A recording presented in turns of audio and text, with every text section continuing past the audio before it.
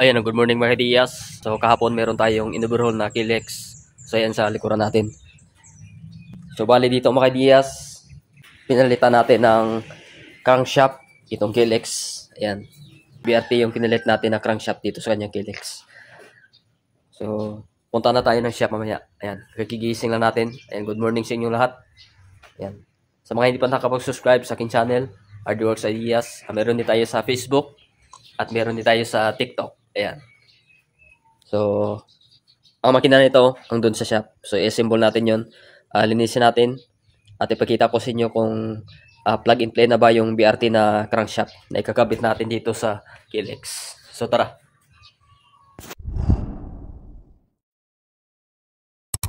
Ito na mga Diyas, yung makina ng Kilex 150 na palitan natin ng crankshaft.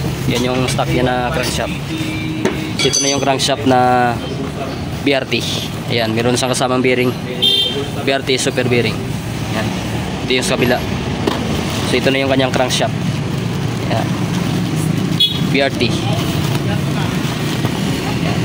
Buksan mo natin. So ito na mga Diyas, BRT crankshaft. Naka-stroke pa po ito. Ayan. Naka-stroke pin na siya. Yung kanyang stroke ay 60.4 siguro or 11. Ayan. Hindi klaro yung kanyang pagkasulat. Ayan. Yung clearance ng kanyang Conrad, okay. Ayan. Hindi na tayo babawas dito. Hindi dito banda. Hindi na yan sa babangga. Meron na yung clearance. At dito sa kabila. Okay yung kanyang clearance. Good. Ayan. So naka 63 bore na siya. Bali kung ito total natin mga Diyas, nasa 190cc na siya. So susunod, ituturo ko sa inyo kung paano mag-compute ng cc ng motor. Ayan. Ayan. Yung kanyang displacement. Okay.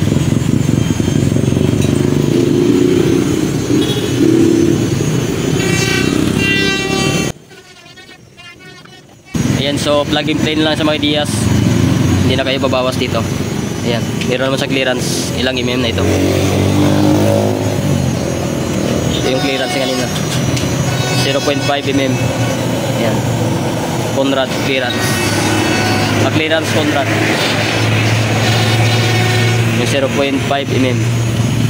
Ayan. Yan yung kanyang clearance dito. Ayan, kutin natin. Ayan.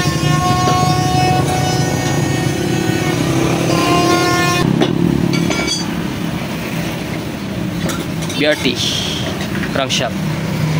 So assemble ko na ito. Siguro hindi lang tayo maka step by step sa pag-assemble natin. Ayan. Number ng bearing ng Kilex sa kayang crankshaft. Ayan, 6305. So sa kabila 6305 din ito. May nakita lang ako na part dito mga Diyas na ito pala dati na overhaul na ito. Ito motor na to, merong washer dito na ginawa lang niya ng washer. Ayan, dito banda. So ito mga Diyas. So hindi na sa kanya itong washer na to. Ayan. Siguro na wala na dati at ginawa na lang nila. Ayan. Hindi nito sa kanya. Dito sa kanyang counter shaft.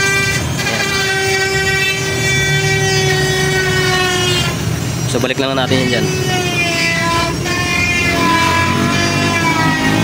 At dito banda meron na ako nakita na nilagyan lang ng washer, na wala namang washer dito. Yung banda lagayan ng bearing dito. Yan. Nilagyan lang ng washer. So ito mga Diyas, itong washer na to, ayan, nilagayan na dito. Ayan. So kunin na natin ito. Ito yung para sa kick idle gear niya to. So dito na nilagay. Ayan. So dito mga Diyas, wala itong washer dito sa arm ng cable. Ayan. Kunin na natin yan mamaya. Ayan. Simbol na natin. So kapitan natin mga Diyas yung kanyang crankshaft at yung kanyang transmission gear. lubricate muna natin ng oil yung kanyang mga bearing. So bali dito mga Diaz, palitan natin ito ng bago. Ayan. So goods pa naman yung kanyang mga bearing. Tanggalin muna natin mga Diaz.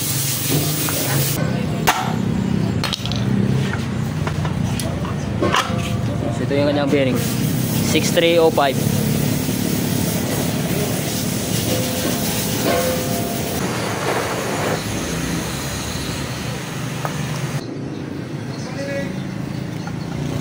Alalay lang sa pagpupok. Goods. Dito mga Diaz, kapit muna natin ito kanyang transmission gear. Ito yung first gear. First gear, second gear, third gear, fourth gear, at fifth gear. Ayan. Kapit natin.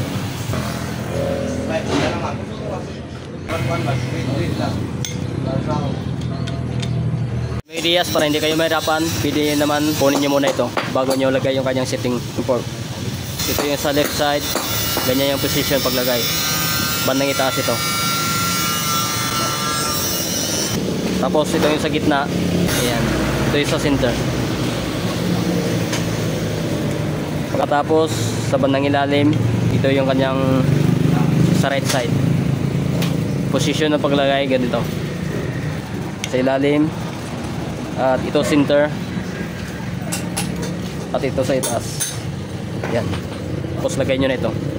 Natin kapit mga Diaz yung kanyang crankshaft. Kapit na natin ito yung banda sa magneto side.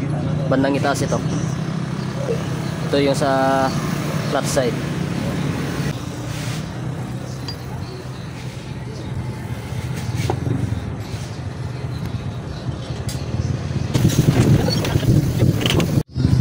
Ayan, nakapitan natin mga Diaz. Ito na mga Diaz, gusto na napunasan na natin para malinis.